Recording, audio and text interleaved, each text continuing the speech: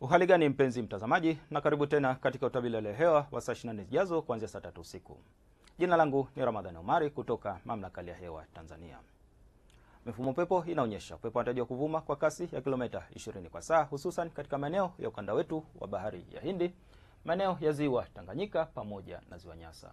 Kwa maeneo ya ziwa Victoria, upepo unatarajiwa kuvuma kwa kasi ya kilomita 30 kwa saa. Hali ya bahari pamoja na ziwa inatarajiwa kuwa na mawimbi madogo hadi makubwa kiasi. Na mifumo anga bado endelea kuonyesha viashiria vya uwepo wa mvua katika maeneo mbalimbali hapa nchini, hususan yale yanayozunguka ziwa Victoria, magharibi mwa nchi yetu kuelekea kusini mwa nchi yetu pamoja na maeneo ya ukanda wa bahari ya Hindi. Na kwa usiku wa leo, maeneo yanayozunguka ziwa Victoria na magharibi mwa nchi yetu yanatarajiwa kuna hali ya mawingu kiasi, mvua na ngurumo za radi katika maeneo machache.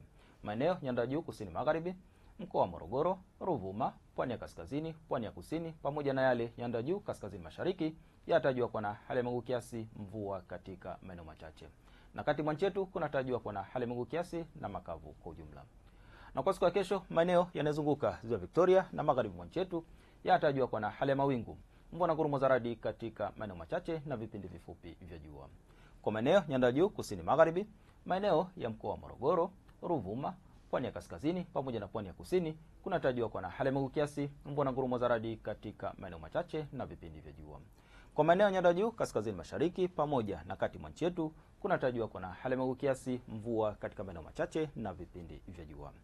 Na mpaka kufikia hapo, kutoka Mamlaka ya Hewa tuna ziada. Asante kwa kuwa nami na nikutakie mapumziko mema.